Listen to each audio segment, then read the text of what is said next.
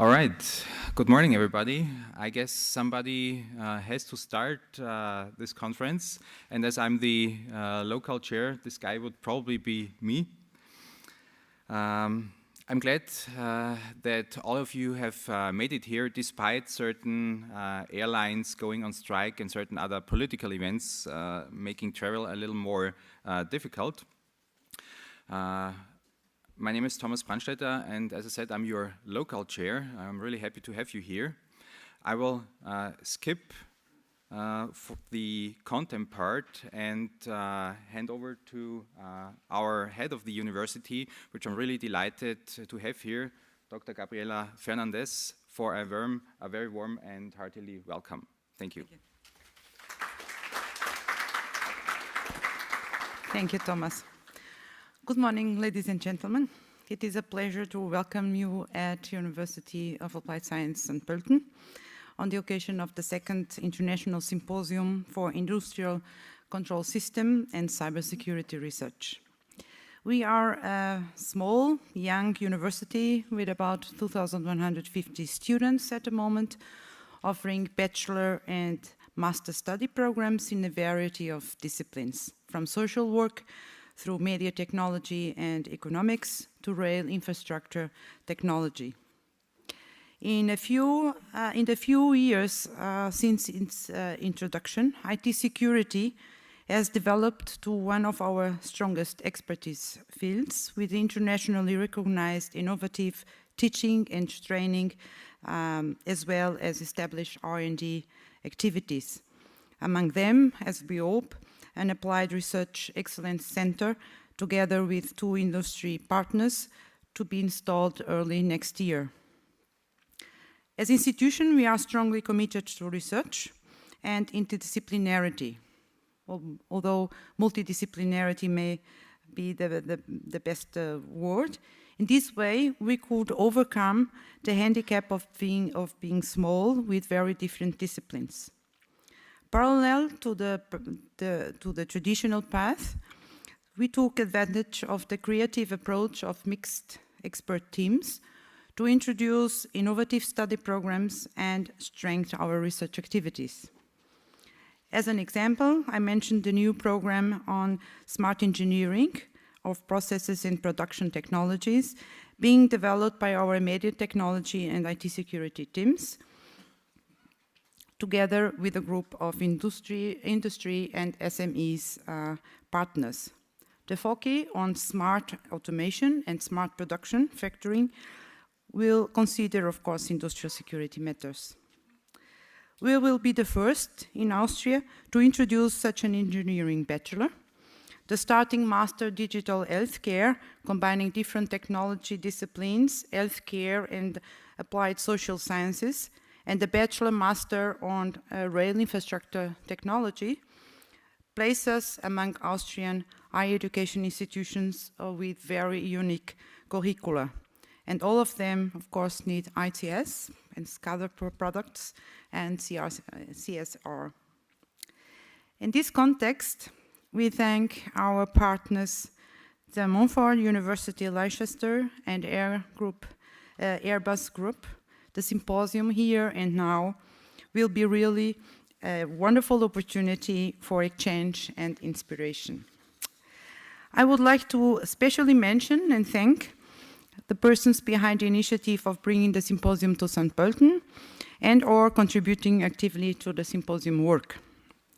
So, as conference chairs, Kevin Jones from Airbus, Elge Jenicke, the Montfort University. As keynote speakers and representative for all speakers, Eric Byres from Tofino Security and Stefan Lüders from CERN. Finally, from the University of Applied Science St. Pölten, Johan Haag, Head of IT Security Department, and Thomas Brandstetter, responsible for the local organizing team. I wish you a good, pleasant stay in Low Austria and interesting symposium.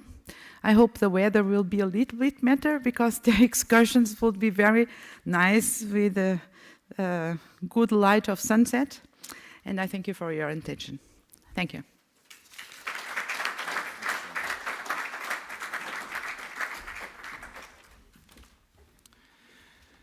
right, thank you very much for this welcome.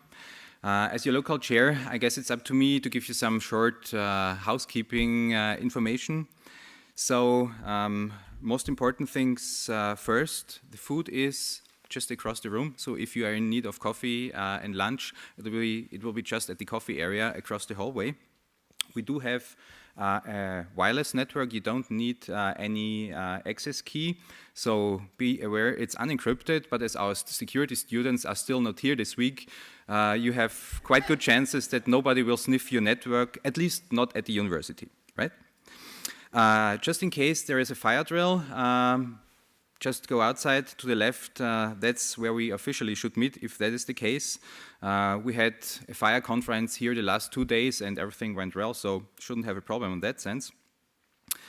If you have any urgent questions, either try to find myself or Simon Joa. Could you please wave a little bit?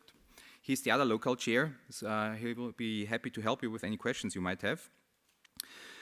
If you would like to get the contact information of other participants, in your delegate bag we have the evaluation forms. If you would like to get in additional to that the contact information, please hand out together with that your business card, and we will make sure that you get the appropriate information.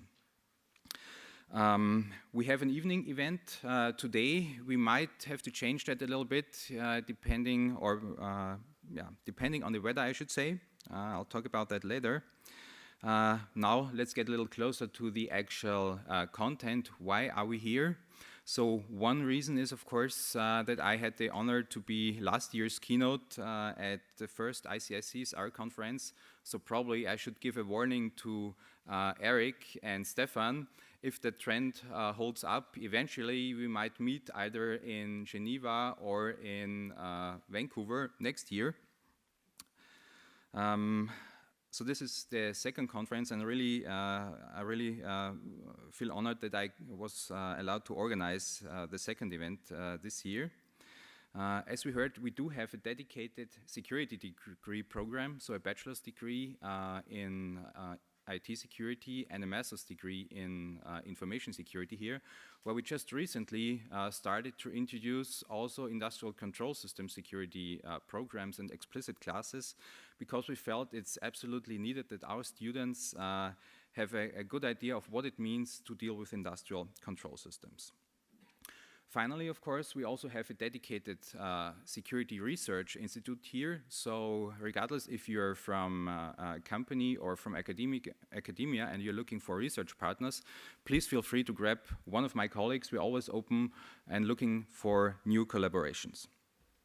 And finally, why are we here? Because industrial security, I think, is really a very, very strong growing topic.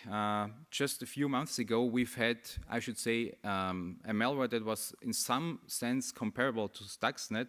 I'm talking about the Havix malware, which has shown that there's still many institutions, organizations out there trying to learn more about how to attack industrial control systems security. And that's why it's absolutely worthwhile to have a research security conference on this topic. Yeah, that's pretty much it. I wish all of us a successful conference, and I'm handing over now to Helge for program information. Thank you.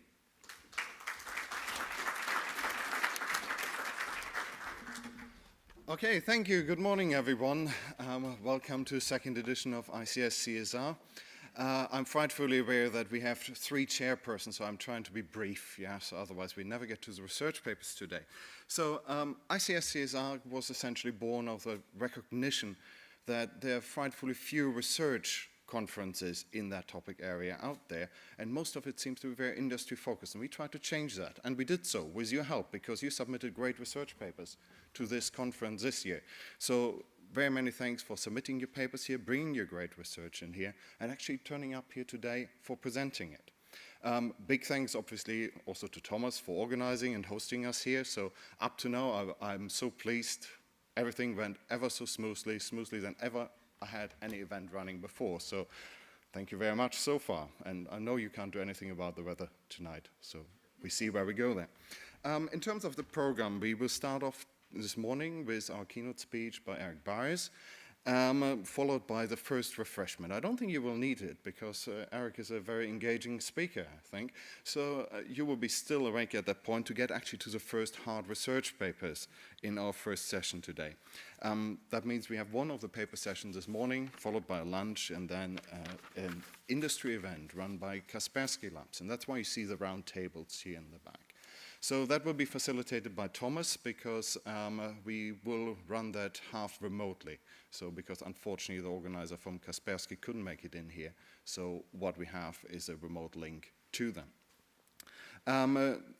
Closing off the day again then was the last paper session for the day, 2 more technical papers. And I think closing off, Thomas will say a bit more how we actually get then to our evening program, which will involve visiting a winery. So yeah, be prepared. Yeah. Tomorrow, again, we start then with a keynote speaker that kicks off the day nicely. So Stefan Lüders, yeah. So he's going to give the keynote there on his experience in CERN.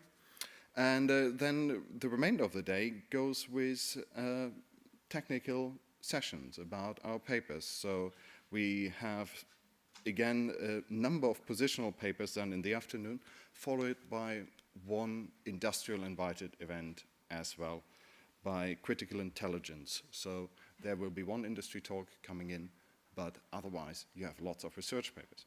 Now, one plea from me before I hand over to Kevin. We had lots of wonderful positional papers with grand ideas this year. Are you sending them next year all in when they have done all the research? Yeah, that would be really, really great because what we looked at with the program this year is wonderful ideas really coming out, but it seems like you're all starting on the journey to actually implement these things. And what I would love to see is where we go next year, so either Vancouver or Geneva, yeah, okay, so be prepared, that we actually see the update of what you have been doing in that space. Okay, so thank you very much from my part for making that surely a grand event. And I want to hand over to Dr. Kevin Jones, who gives you a bit more on the industry take on this event and how that things work out. Thank you very much.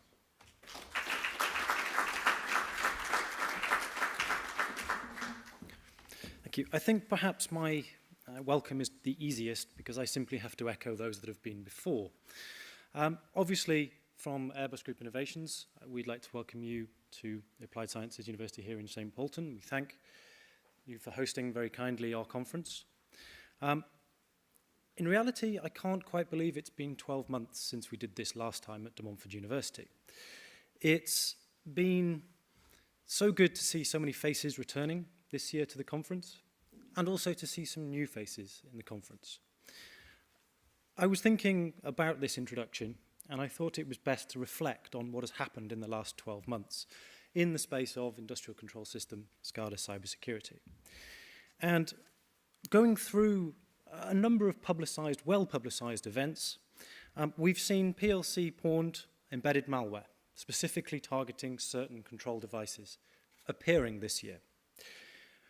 Thomas alluded to the Harvex remote access Trojan, which infected a number of manufacturers of control system software, specifically then targeting the end users and operators of these control systems.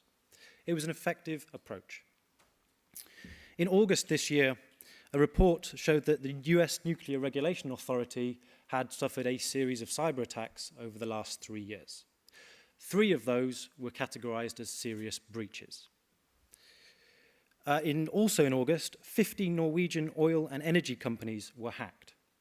250 more were advised to check their networks for signs of an infection or for a breach. And for those of you that are dealing much more in the smart environment, cyber physical systems approach, I'm sure you're all aware that at the end of 2013, Target discovered the hard way it's not a good idea to connect your heating and ventilation systems to your corporate network, or indeed your point of sale systems to the same corporate network. But actually, we also look at what is going on at governmental levels in the last 12 months. So the USA have led the way here with the Obama Executive Order for Protection of Critical National Infrastructure. France, as of January next year, will have a new law targeting their critical national infrastructure, which mandates that all of their national critical assets must be able to detect and report cyber events to ANSI. And only last month, Germany produced a draft agenda for tough measures against protecting their critical national infrastructure. We've also seen some very interesting and highlights in the research community. So a group of scientists in Michigan were able to actually use, with the permission of their local transport authority, the transport networks and turned all the traffic lights green in Michigan for half an hour. We've also seen an increase in cyber presentations for critical infrastructures and SCADA systems at conferences such as Black Hat, and with our very own Thomas with the ICS Village at DEF CON as well this year. So what does this all mean? Well, from an industry perspective and a government perspective, it means you guys are really tackling a very real problem. It means that not only does industry and government have to fix this problem, but we're reaching out to academia and other research institutions for solutions. So the impact value of why we are here today is exceptionally high. What you are producing, what you are trying to solve, will actually help protect these systems in the future. And that's why I think it's very pleasing to see so many of you involved and so many great papers. You'll be pleased to know that that's essentially the end of my welcome. We are very pleased to have two exceptionally good keynote speakers over the next couple of days. And the first of which I'm happy to introduce is a globally recognized expert in industrial control systems, SCADA cybersecurity. His background as a process engineer means he has a very good insight into both the practical and operational side, but also the research side of where we are. He is the CTO of Tofino, and he was formally recognized in October 2009 when the International Society of Automation awarded him the award of Fellow. This is a very rare award and one he duly deserved. Therefore, he is going to give us a keynote talk on alternatives to patching for more secure and reliable control systems. Ladies and gentlemen, Eric Byres.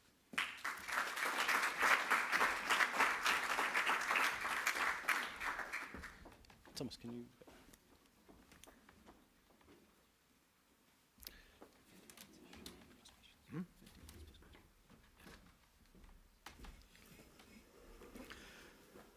Thank you very much. It's a real honor to be here. Joanne, my partner, and I have had a wonderful time visiting Austria so far, and really enjoyed it. Really enjoyed seeing the country, traveling around Vienna, and looking forward to spending even more time here. It's a wonderful place. And we even appreciate that you've really made us feel at home by bringing the weather along, just like Vancouver. So we're looking forward to seeing the countryside and exploring. But most of all, I'm really excited to be part of this because one of the things that I think Thomas might have mentioned, I can't remember who, in the opening remarks was the research conferences really have been lacking. There's lots of industry conferences, maybe too many industry conferences, but we haven't had really good, true research conferences, and to see this conference really growing and starting to become part of the landscape is really important to me. So when I was asked if I would do one of the keynotes, this is fantastic. I'm really excited to be here to support this organization and this conference. And I wanted to talk about patching, and I want to talk about something that I think really gets lost in the research and in the commercial side, and that is, what do we do about all the vulnerabilities we're finding? Let's see. Nope, wrong button. There it is. So we're all very familiar with patching because we all have Windows computers, and every Tuesday we end up having them reboot on us. We get lots of notices from Adobe and from Java, from Oracle. So we've been on a patch treadmill. And for the industrial control system world, we're just starting onto that patch treadmill. For the last 30 years, we've been designing industrial control systems. When I was a young engineer in process control, the things that I was interested in were safety, reliability, efficiency, ease of use, but security. What was security? And I remember the systems I designed as a young engineer, never even thought that security was going to be a concern. I was looking at those requirements. So if something's not a design consideration, it won't be there. And that's exactly what we're seeing today when we go out and we look at all the SCADA systems. When people like Dale Peterson talk about how SCADA is insecure by design, I think that's a little harsh. It's insecure because it wasn't part of the design. But we're facing protocols that are insecure. We're facing user processes and user techniques and user systems that are inherently insecure. And even the underlying subsystems, the operating systems on the PLCs, the chipsets, all the things that come along are all designed without security in mind. And so we're going to be facing a long, tough road ahead as we try and start to design in security into this. And we see it in the advisories. Now, prior to Stuxnet, prior to the time when industrial control systems suddenly became in the bullseye, Stuxnet really did that. It really brought the whole world's attention to SCADA. Prior to Stuxnet, if you asked people what SCADA was, people had no idea. Then suddenly the word SCADA or industrial control system became mainstream in government, became mainstream in press, and became mainstream in the hacking community, in the security researcher community. Suddenly we became right in the center of the bullseye. And so we went from 5 advisories published by ICS CERT in the 10 years prior to Stuxnet to 215 the next year. That's quite an increase. This little graph here, or little picture that I'm showing you here, came from the S4 conference in Miami in 2011. And it was a very systematic approach to analyzing different controllers and then exposing publicly all the flaws with them. Very, very public exposure. And you can see here, for example, they've walked their way through 5 of major controllers used, or major control products used in the industry.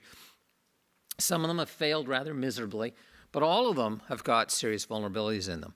And we started to see the next year more vulnerabilities.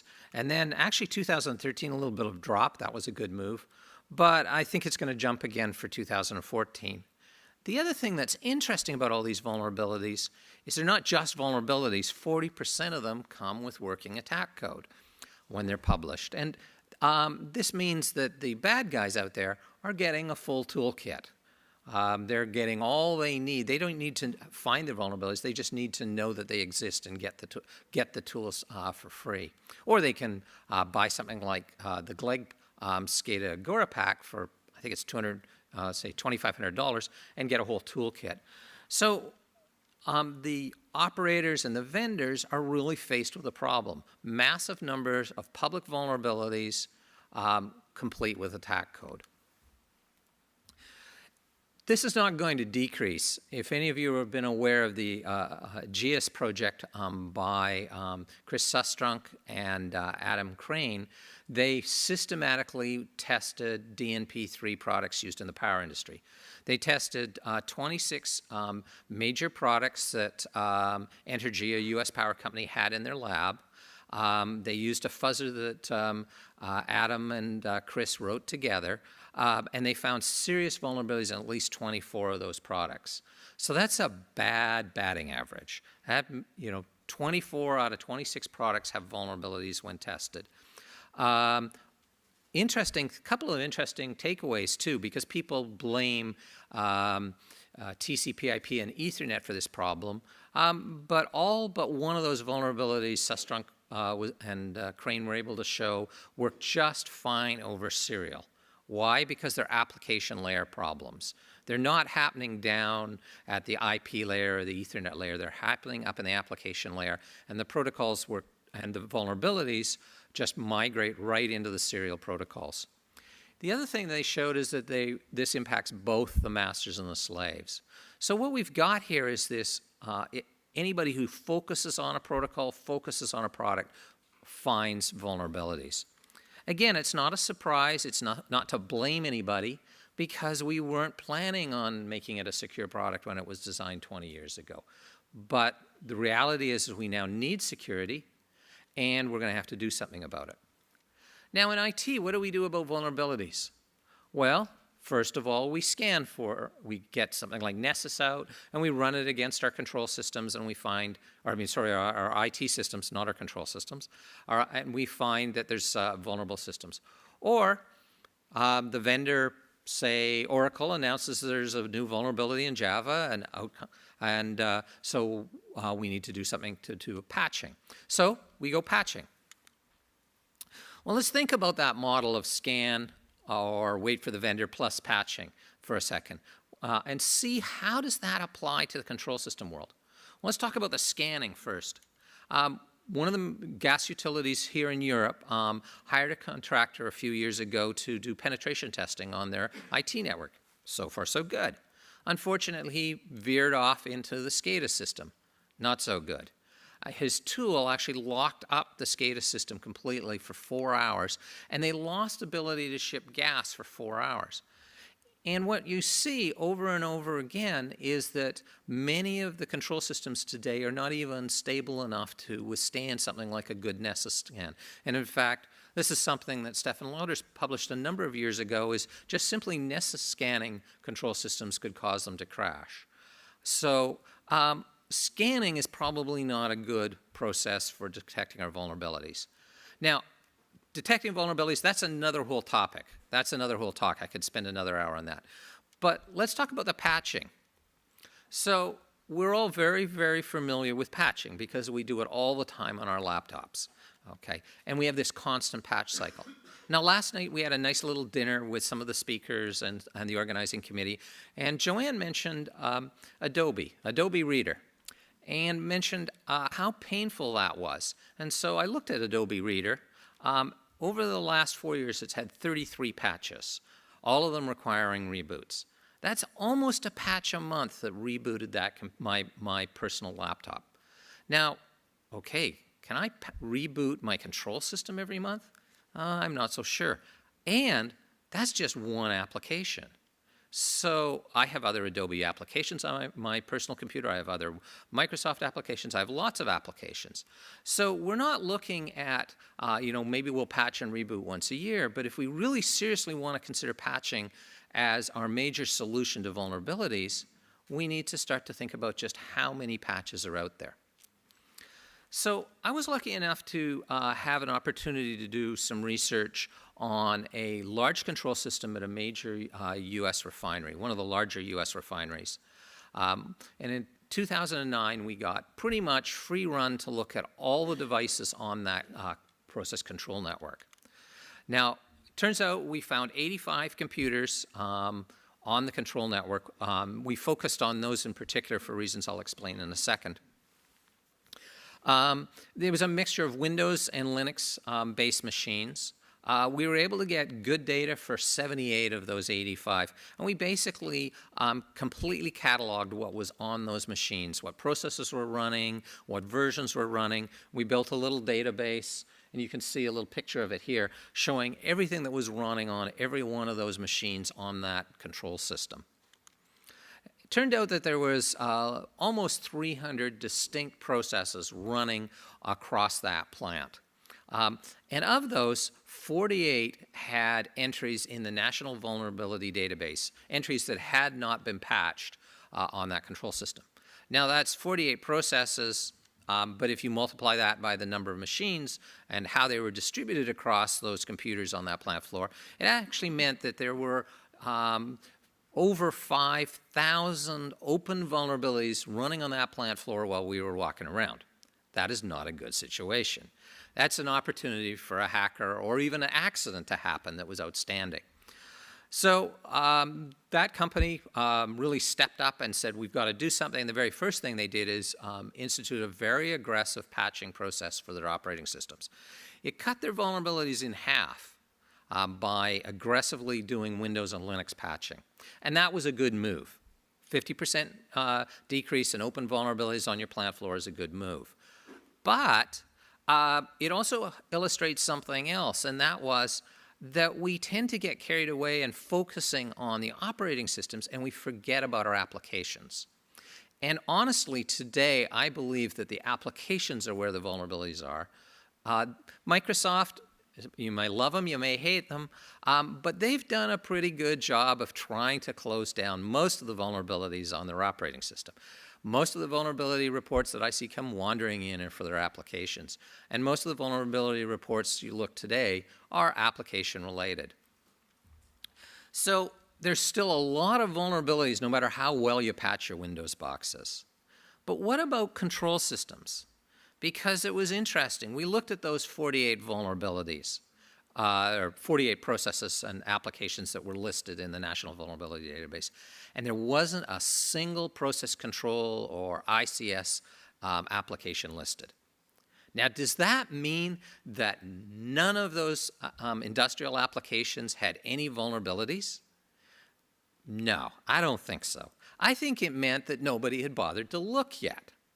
I think that our problem was that we were simply looking at a set of applications that had never been poked at. And so we decided we needed another way to try and determine how many vulnerabilities were sitting on that plant floor and what that company was going to be faced with over the next 10 years. And so we decided to start to look at the number of lines of code actually running on that plant floor. Now, you're probably, since you're all in research, you're all in software development, you're familiar with the term of kilo lines of code, 1,000 lines of codes.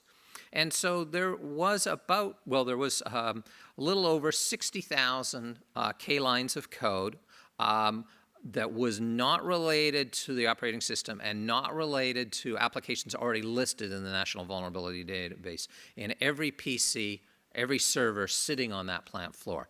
So that's a lot of code running out there. And if you look at the typical ratios that you see for vulnerabilities per line of code, 0.03 is a pretty good average. That's the average that was what Microsoft XP got. Not great software, not bad software, pretty middle of the road.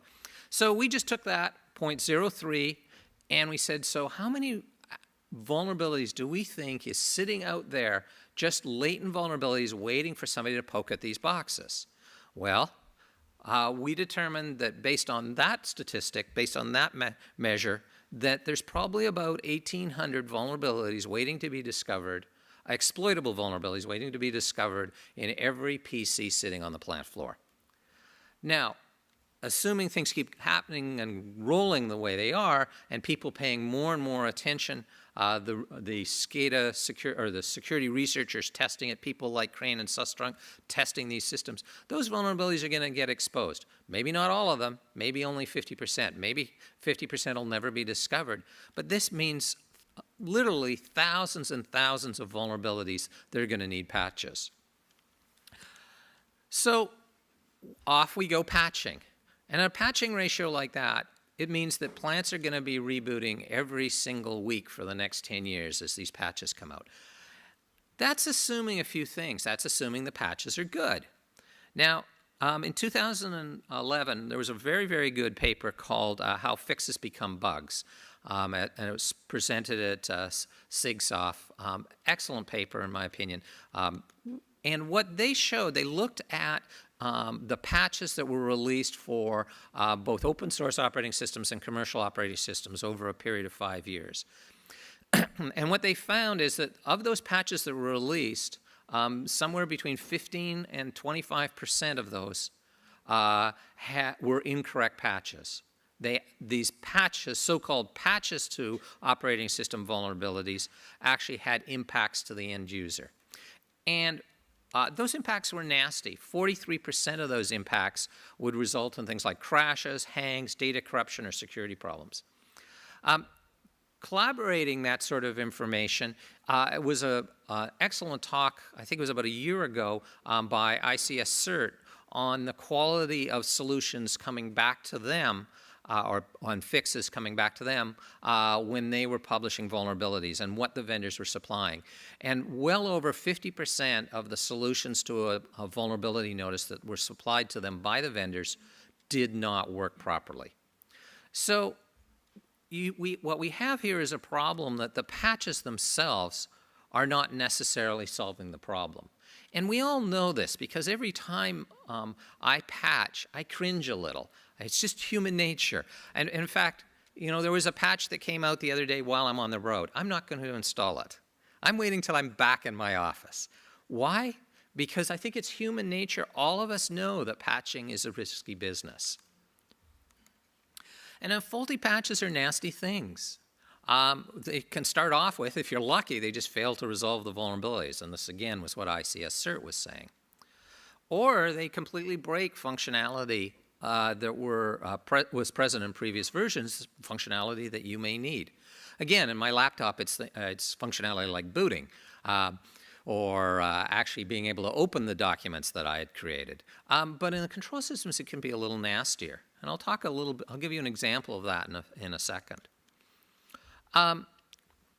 Good patches, though, even when a patch is perfectly well written, typically requires the shutdown and restart of your process.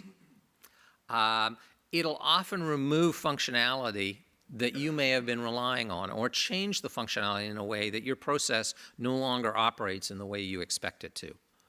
Or it can require staff with very special skills to be present in very, very remote sites.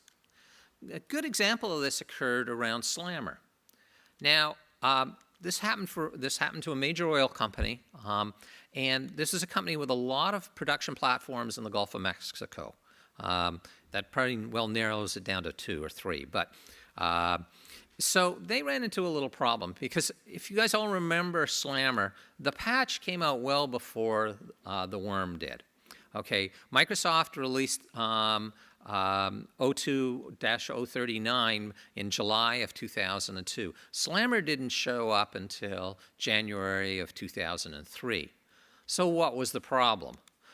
Well, if you installed that patch, if you ever actually had the experience, and I was working for a control system company at the time, one of the major vendors, and we started to try and roll that patch into our product. And it was a rough ride. We could crash our Windows servers pretty effectively if we didn't do it right.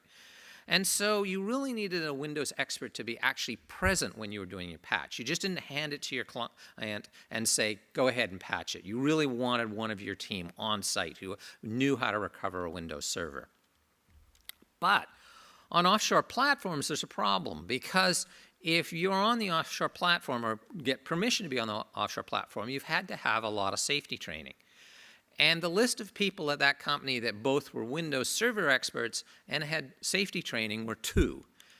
And so they literally did not have the platforms experts or the experts certified for platform access. So while they were trying to roll out the patch for over 6 months, they had only got about 20% of their systems, and along came Slammer.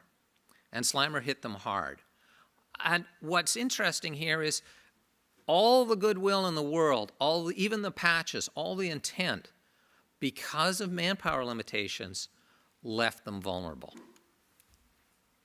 And so this brings up a whole question about patching as far as, can you get the patches out fast enough?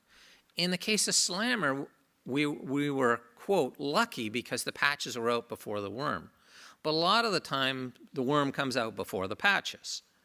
And so even when you have a known patch and you're not dealing with a 0-day, in effect, it's a 0-day for quite a while. AstraZeneca gave a very good presentation on their patching process for the pharmaceutical industry for control systems. And the fastest they could patch, they determined they could possibly patch all the systems on their control system, was 34 days. Anything quicker than that were putting their certifications and their reliability at risk. And they have a very, very nice system. You can see it. It sort of works its way through central test platforms, early adopters. I can't remember what's hiding underneath it, out to their mainstream, and then their very high-risk systems. But even if you aren't dealing with 0 days here, in effect, you're giving the bad guys 34 days before you can finish your patching. So I wanted to close this section just talking about 3 vendor case histories that I had direct experience with around patching and some of the issues I saw with patching. This first one was a vendor of safety instrumented systems, and they discovered internally that they had a serious vulnerability in their safety instrumented systems. It was a remotely exploitable attack that could be run against that particular safety system. Now, it was internal testing. There was no disclosures. There was, it was all kept in house while they were analyzing this. So there was not the rush that you'd see if it's become a publicly disclosed vulnerability. But they ran into a little problem. The patch required changes to the embedded operating system that was supplied by a third party. And that company simply refused to do the patch. They said they were not interested in addressing this, that the company could look at another later version of the operating system, but they would not patch this one. So simply there was no patches possible, and to this day there is still not a patch for that particular vulnerability several years later. It is still not public, but it's still sitting there as a latent vulnerability. Now they've worked around it, and I'll talk about that in a second. The second vendor that I worked with who had an interesting patch problem was public. A researcher found this vulnerability, put it out publicly. They put it out near Christmas time, and it was this big scramble. Quick, how do we get a patch out for this known vulnerability in our PLCs? Well, as they started to look at the solution, they realized that any patch they did would have to remove some backdoors, and that would be a good thing. But what they also discovered is that those backdoors are actually actively in use by their technical support teams, that the backdoors had been actually well known for a long time, and that the support groups now use them as part of their whole process. And the customers knew this. Adding to their joy and happiness is that the fastest they could release the patch was 4 months if they followed the corporate quality assurance cycle, which I think is reasonable. You don't want to rush a patch out for a control system and cause a problem that's worse than the disease. So the earliest they could get a patch out was basically 4 months. So you had 4 months of a 0 day. But then what they also found was, from both this one and previous experiences, the customers were really reluctant to actually apply the patches. They released the patches and nobody deployed them. Now, we didn't get statistics for this particular patch, but we looked at their statistics for downloads on earlier patches. Less than 10% of their patches get downloaded. And so not only are the vendors stuck without having a patch, but even when they release a patch, the control system community is just, due to their previous experiences with patches, really reluctant to touch them. Now, the last vendor is actually our company, and we had a really interesting experience. We try and write really good software. We try and make sure it is absolutely vulnerability-free. But we're human beings, and we made some mistakes. And so we released a version in 2010 called version 1.6. And it was designed specifically to address some vulnerabilities that were discovered when a military lab did some testing for military use on our product. And they found some vulnerabilities. Now, one of the things to understand as I explain this is that our product based itself around a maintenance model where in order to get the latest version, you had to be a maintenance subscriber and you had to pay for it. And if you didn't, you had to pay basically a new, what would you call it, a new version charge. So we didn't give patches away for free normally. But this time we thought, this is serious. We're going to give all the new features, everything, not just the bug fixes, but we'll give you absolutely everything for free if you download this patch now. So you had to download it within 30 days. Now, we're also very lucky because we have a complete database of all our customers. And so we were able to contact every one of our customers. And we contacted them multiple times via multiple emails. We even started to phone some of them. We repeated the offer again in 30 days because of low initial acceptance for a free download. I don't care if you install it, just please download it. Only 30% bothered to download. Never mind install. I don't know how many got installed. So what this is really, that moment, that back in 2010 really struck home for me that if I thought I could fix vulnerabilities with patching and control systems, I was sorely mistaken. Yes, they were useful. Yes, for those who would patch, it was great. For those companies that were going into a shutdown and could afford to take their machines down, they would do the patching. But if I wanted to solely rely on patching as a solution for the software mistakes that we made and others made, it wasn't going to happen. So I really don't believe that continuous patching will work like we've done with Adobe or like we've done with Microsoft in the IT world. I don't think we'll get quick patching. 34 days is a fast patch. A lot of companies, it's going to be 6 months before the patching. For the vendors, QA requirements really delay how fast you can put out a patch. And often, like that case that I mentioned earlier, there really is no patch possible, or the patch will impact other functions. To the customer, to the people, the actual end users out there, the people who really matter, the people we're doing all this for, downtime concerns are a real detriment to the whole idea of patching. They're worried about how patches will impact their safety, how patches will impact their operations. They're also worried about legacy products. Great, I'm running a control system. I'm running, say, PLC 5s. They're old. They've been around for 25 years now. Is Rockwell really going to be supplying patches on PLC 5s? Probably not. Or my Siemens S5, or all the products out there that really are legacy products and are working perfectly well in my control system, but the vendors moved on. And then, as we mentioned, do I have the manpower to do this type of continuous patching?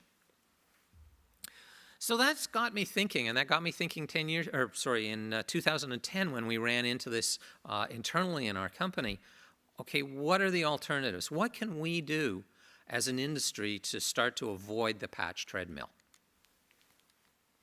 And so, talking to a lot of the oil companies that I work with, we started talking about mitigations or compensating controls. What can we do instead of patching the vulnerable system?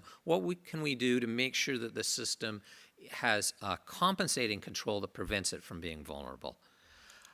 And this is actually a technique that turns out that's widely used in the telco industry.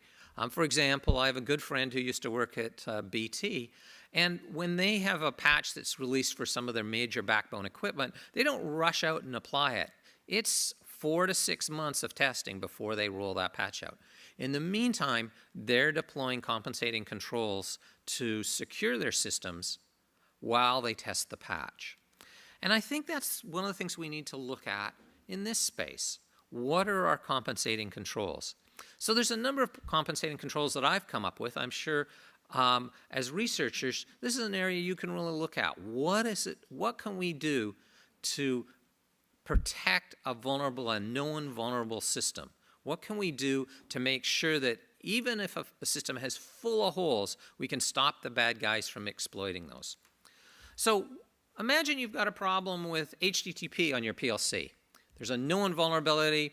Let's say extremely long URLs cause it to crash. So what can you do? Well, one compensating control is disable the HTTP port. Now, that might sound like, oh, no way, but actually it turns out a heck of a lot of PLCs have HTTP up and running and are never used. So it's actually a viable solution. Making it easy to do would be a real improvement. A lot of the times it's hard or impossible to disable it. But that's a possible compensating control. Just get rid of the port or the service behind the port in your particular application. Or put some firewall rules in, or even switch rules. Just block all HTTP traffic on the plant floor. Again, that's a compensating control for dealing with that bug in that PLC. Or look at some IDS rules or signatures, for example, default password detection or long URL detection. Or look at actually whitelisting the network so you're using deep packet inspection to actually look deep into the packets and see if you can see characteristics that are indicating somebody's trying to exploit that particular vulnerability, or even just simply blocking the particular functionality while allowing HTTP, perhaps blocking particular functionality of HTTP that is vulnerable. Now, there's some real benefits of compensating controls. First of all, compensating controls are inherently independent of your product development. So for a vendor's point of view, they can continue to develop their product, they can continue to have their same roadmap, and yet work independently on compensating controls. So it breaks the link between new product and patching. There's also less impact on the actual product functionality. You have far more control over what you're going to be impacting on your products. There's less QA. You're not likely to impact, or you're less likely to impact other functionality if you're simply, for example, providing a tool that disables HTTP on your PLCs. You'll get lower customer resistance, and it also allows support of legacy product that you're no longer actively developing software for. So from the vendor's point of view, it's got a lot of advantages. For the customer's point of view, it gives you less impact on your system, and potentially, and very important, the ability to roll back out. Okay. So if compensating controls are going to be a success, what do they have to do? First of all, they have to have low impact on reliability and safety of your control system. As soon as you start to impact the actual safety or reliability, customers inherently reject it, which is why we've got problems with patching right now. They're nervous. It's not a career building move to shut down your plant because you put a patch in. So, inherently people will stall on doing something they think may impact their process reliability. On the other hand, if you can have proven low impact, then you're far more likely to get customer buy-in. Secondly, it needs to be simple. Very, very good talk that I heard a few years ago from some end users to the ISA 99 Security Committee developing security standards. We have to make this security something a plant superintendent, engineer, or senior operator can do in their spare time or it'll flop. And I think that's really key. Any solutions that we come up with as researchers have to be usable not by security wizards, but by plant engineers. In fact, more than even plant engineers, they have to be usable by the guys out there, out in that pumping station 40 miles away. And so I like to call it making the field deployment simple. Okay.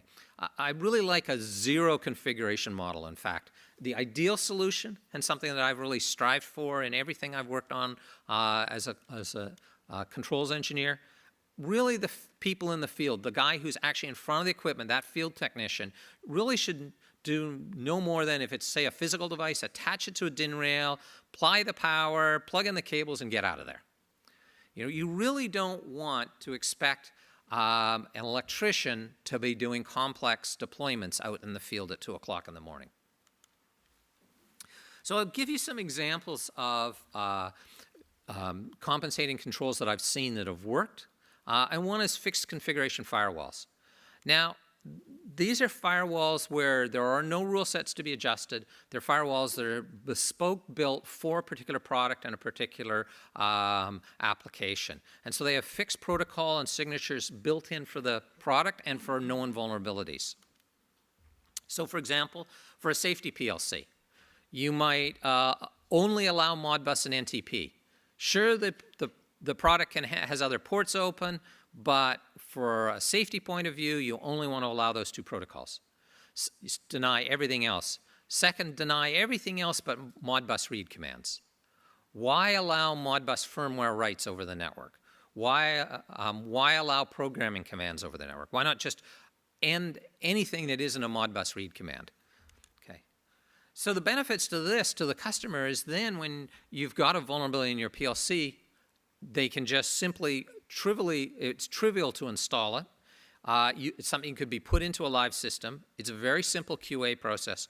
And you could upgrade this in the field by having secure upgrades to the firewall, not the actual process, not the actual PLCs, so that you're actually separating your process from your security.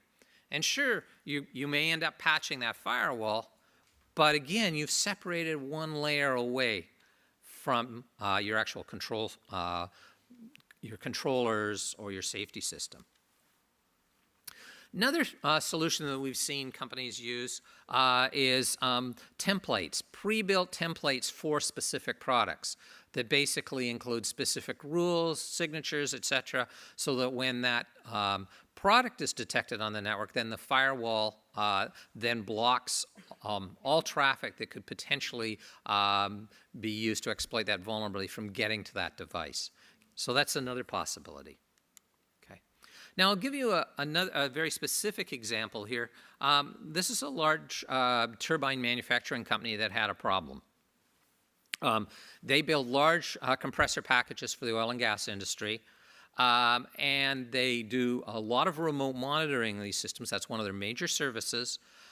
So they have a process called Insight that allows them to remotely log into the turbine control systems and monitor 724. Both of them are very, very, very important processes. The turbine packages themselves are very high risk. But there's also this risk of rogue insiders. What happens if that guy right there with the pretty little Insight logo there happens to go crazy or happens to be a bad guy? He's got, even with the VPN in place, has access to that PLC. Secondly, there's a whole question of unpatched vulnerabilities, and in fact, in these particular controllers are Rockwell controllers, and in 2012, a fellow named Santa Marta released 7 attacks specifically against these controllers. One was simple, change the IP address. Another one's forcing the CPU to stop, crash the CPU, dump the boot code, reset the communications module, crash the communications module. But the nastiest one was the firmware update. And the firmware update is absolutely trivial. Oops, wrong button. There it is there.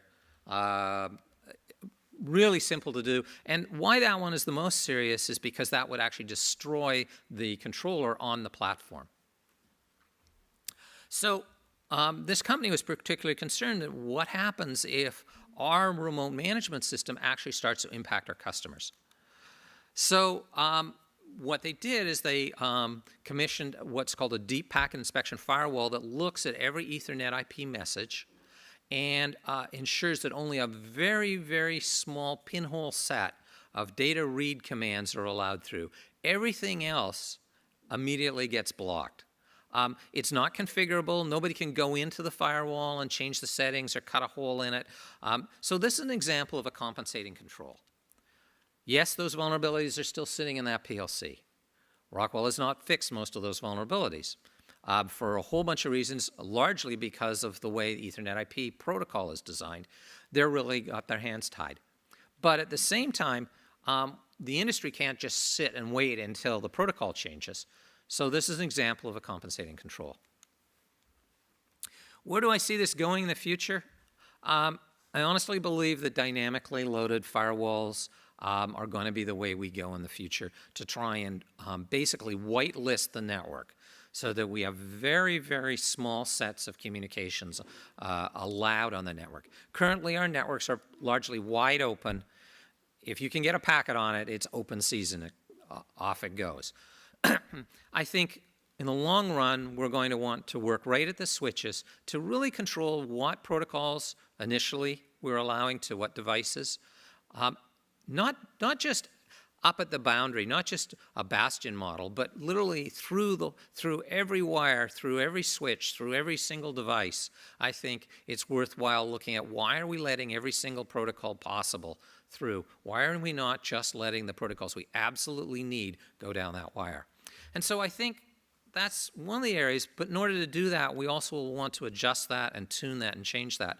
Good example of this is the work that Boeing has been doing with the Trusted Computing Group on using IF-MAP to detect and then record security policy and then drive security policy dynamically out to their devices in the field, depending on changing conditions. And I think that that actually is where we need to look over the next 20 years.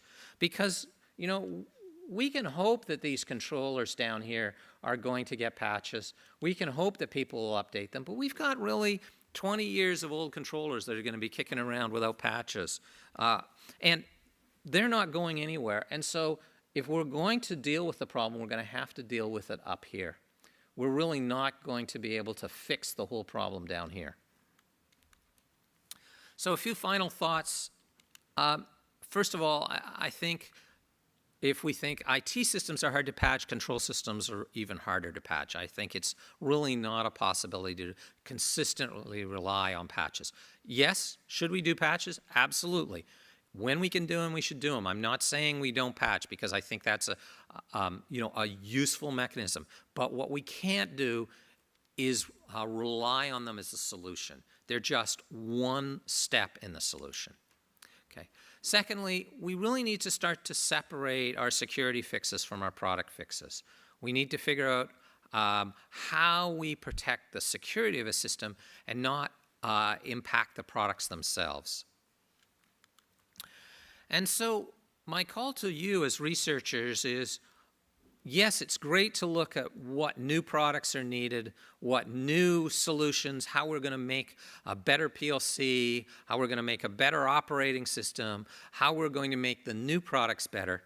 But I honestly think that another major call for action in the research community is, what do we do with the years and years and years of legacy product that we've got out there that isn't going anywhere and is terribly insecure?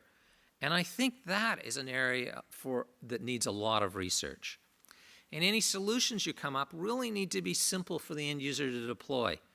They really must separate the control system vendor's QA cycle from their patch or from the solution cycle. They need to be provably safe. You have to be able to prove to the customer that it's not going to shut them down when you use that research solution that you've come up with. It needs to be able to be done in the field. And when mistakes happen, when things go wrong, which they will, you need to have a way for a customer to be able to back out and go back to where they were before. So on that, I'd like to see if there's any questions. Any questions?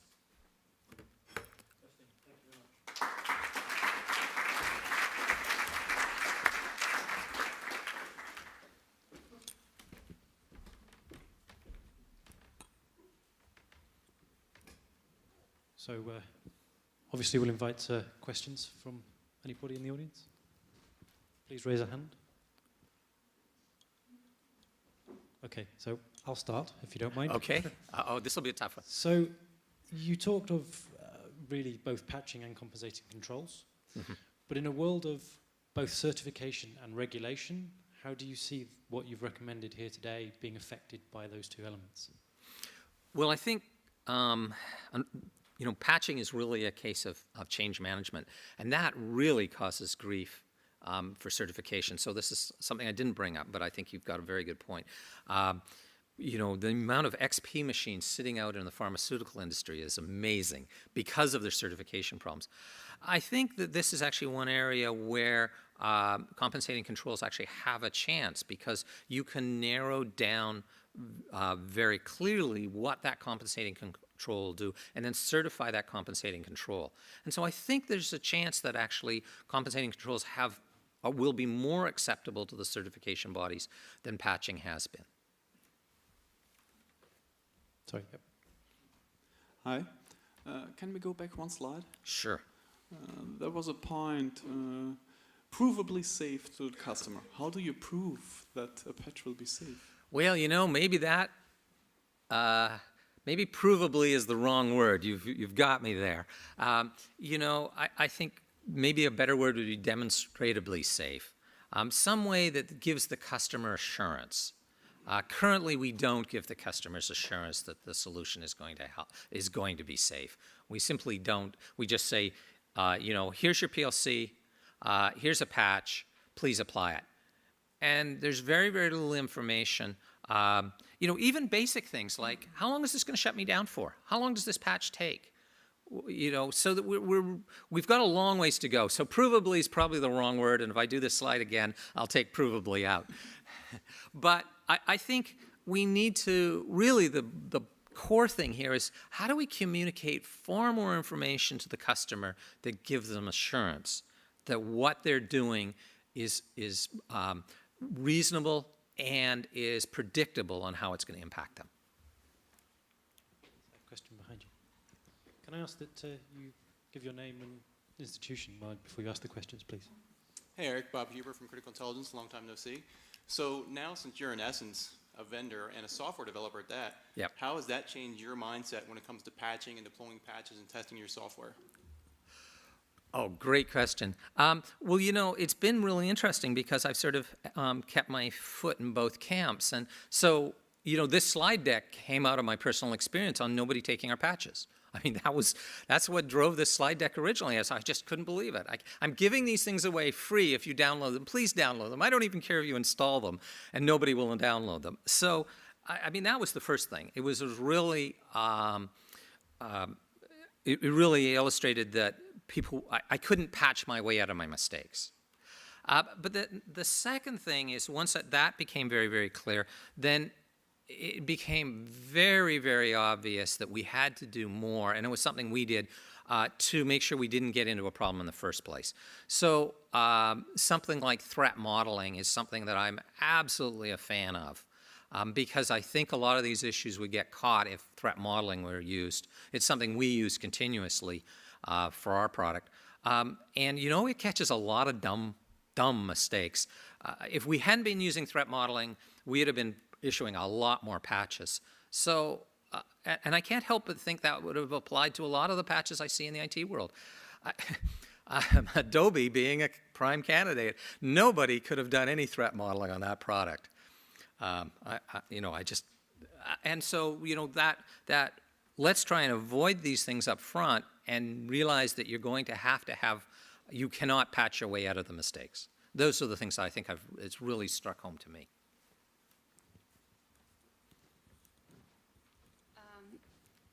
I would like to talk about this word safety. I'm a little bit also not happy with it. So what if the attacker get access, let's say, to the process engineer machine, and let's say he will change the temperature at which the reaction should happen. So the attacker got access to the legitimate user account. So that set point, a new set point, will perfectly go through the Tofino firewall, right into the PLC, change the temperature, cooling system will not be able to cope. Hopefully the Rapture disk will still safe, you know, without, to prevent the explosion. So that would be an unsafe situation. Yeah. So I think, like, maybe in that, for this particular scenario, probably Tofino will not help, or maybe I'm wrong. No, actually, that's exactly the situation that I'm particularly interested in, because you take a protocol, say Modbus, great example. Now, Modbus runs over port 502, and a few years ago there was an announcement by the ICS CERT saying that there was a high risk of incorrect firmware being uploaded over known SCADA protocols. So the advice was, at the time, block SCADA protocols that allow firmware upgrades. Well, wait a second, that's the whole set. I mean, that means let's just block all SCADA protocols. I mean, it just wasn't a viable solution. So the thing that I've been really, really interested in is true deep packet inspection, not snort-like IDS rules, where you're looking for a signature for a problem, but rather more like Wireshark in real time, where you're looking at the protocol and you're breaking down the entire stack right into the application layer and saying, wait a second, I don't want any writes, I don't want any set point changes from anybody but, say, this station. Now, if somebody exploits that station, you know, and in the case of, for example, Dragonfly, there's a very good example of the actual VPN software itself is being exploited and the user accounts are being exploited. No, the firewall is probably not going to help, because you've got an approved device with an approved account doing an approved action. No, you probably can't solve it. On the other hand, you can narrow down the capabilities by saying, you know, there's only one computer in this entire plant that is allowed to make set point changes, potentially with something like deep packet inspection. Certainly not our product, but deep packet. You could even put range limits on using DPI, because, again, true deep packet inspection would allow you to look right down the whole stack, right into the data header. So I think there's potential there, but in the short term, if we could at least get away from just the lack of granularity they currently do in most firewalls, which is, you know, allow or block Modbus, full stop. I think we really have to mature where we're starting to look at content inspection, and not signature inspection, but actual protocol inspection. And I think we need to do that for every single protocol we run on our control systems. Hello, Thomas Bleier from AIT. Thank you very much for a very interesting talk. The thing I was wondering about is, I think you also mentioned that, also from my opinion, one of the basic pillars of security in system design is complexity, so keeping the complexity low. But in the end, if you add compensating controls, what you do is actually enhancing or increasing the complexity of the system. So I was wondering if you have any thoughts about that, or from the other side, if all those compensating controls shouldn't be also accompanied by a process to also release and diminish the compensating controls when the patches are available, so that in the end they don't build up to a complexity that in the end probably harms the system itself. I mean, it's a good point, and certainly compensating controls are adding to, they're adding a component into the system. Well, not necessarily. I mean, I gave you an example of a hardware solution, but compensating control that does not add to the complexity is disable your HTTP ports. I mean, yes, it does, because you maybe need some new software from the vendor to do that.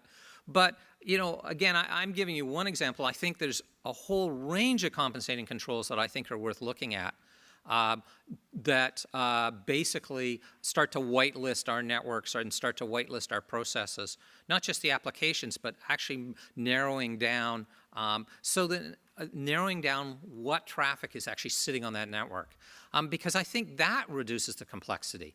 When I go and I hang a protocol analyzer on the average control system network, I'm looking at just a million protocols and packets flying around, and I'm willing to bet that 50% of them really don't belong there. They really have no useful function. They're broadcast, they're net bias stuff flying around. We just plug it in and pray it works.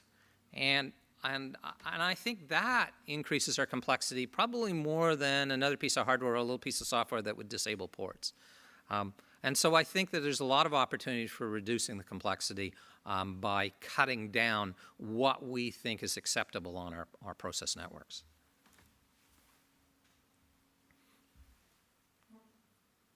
Murat Hussein, former ABB UK healthcare engineer in Caspian region. The question about coming back to patch management.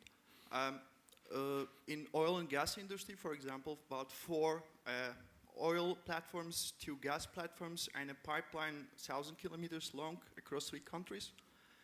What do you think about if the patch management should be automated or it should be manual? Because I was in different discussions about it and different country implementations about it. What's your professional tip on this, advice? I'm actually in favor of automated systems if they have the controls in there to allow human intervention. I've seen the AstraZeneca system was actually automated. It was very, very well done, where just because it was automated didn't mean it happened automatically.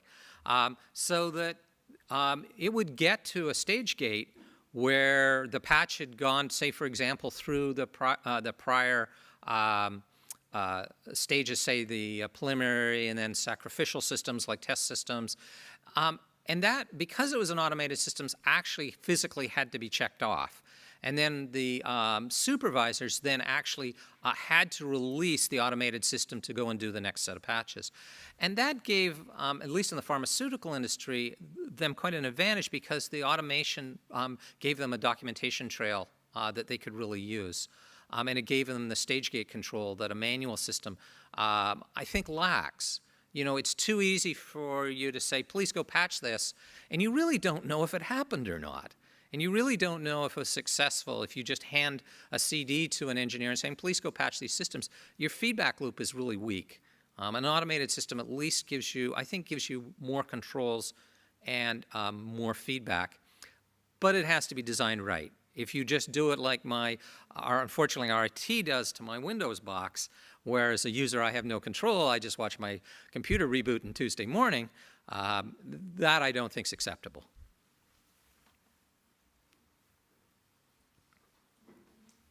Hello, my name is Helmo Clara from the Austrian Federal Railways, and I have 2 questions. But first of all, I want to thank you about your summary and outlook. I'm agreeing with you in some points, but not of all. One point is you said one option is to get secure to block the HTTP port.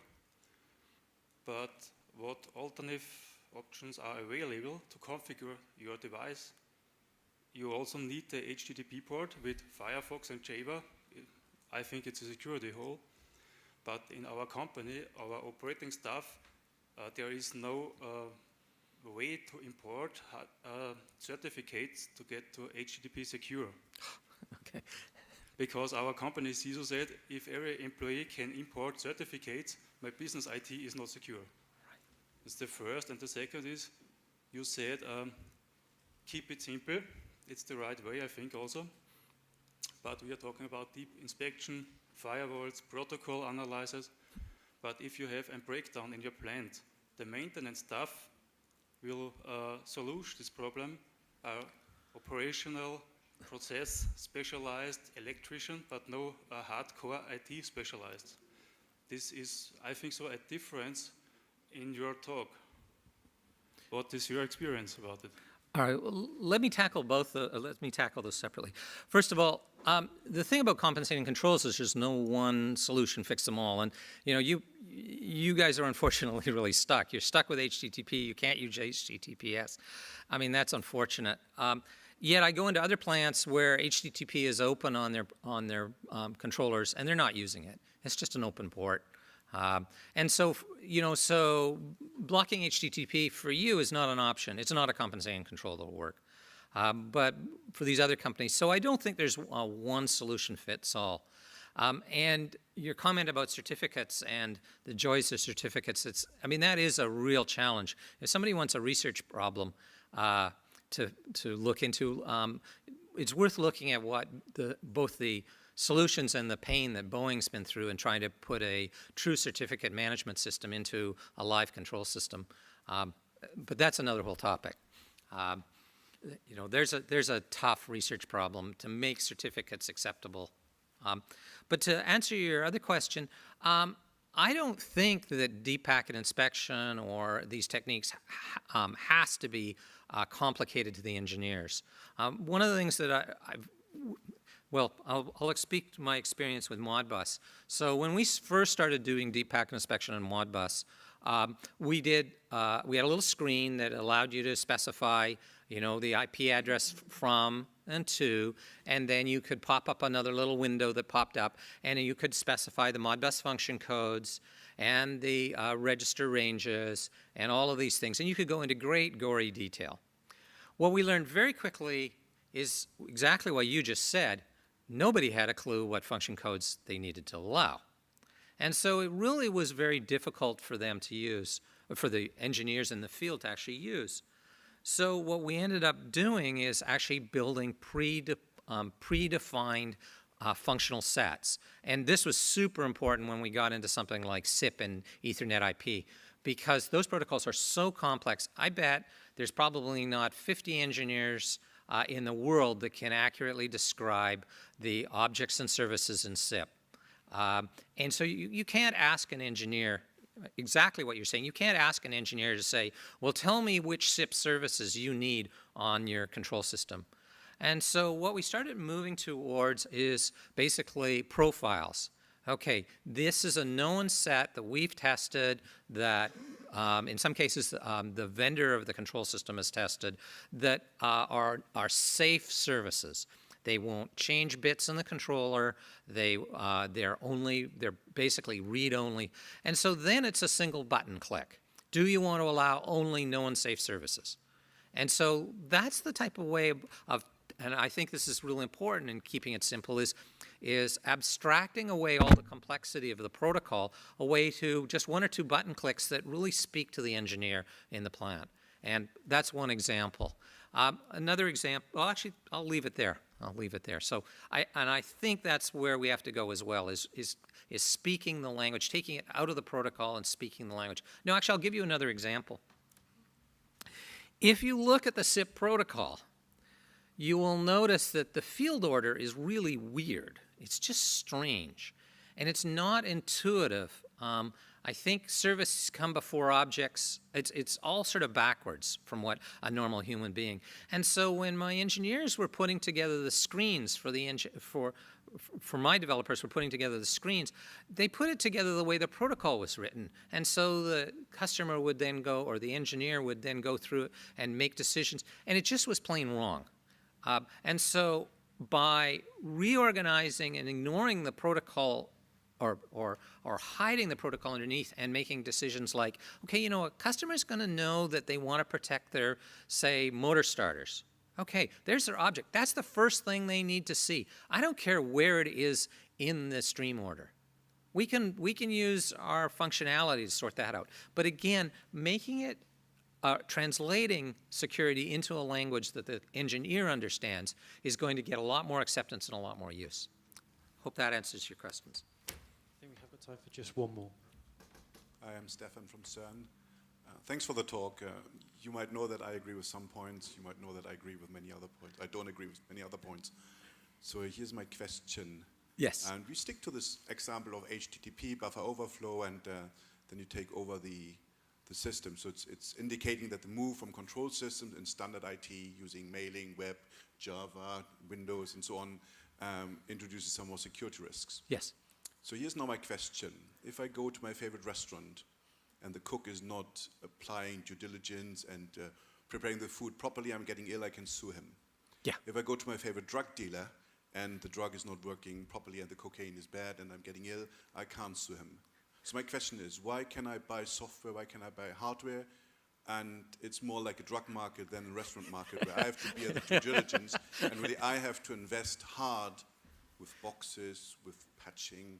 Why do I have to spend money to get a proper product which is secure to a certain level, robust enough that such things like buffer overflow and HTTP, which are known for 20 years, are not happening? Why can't I sue them?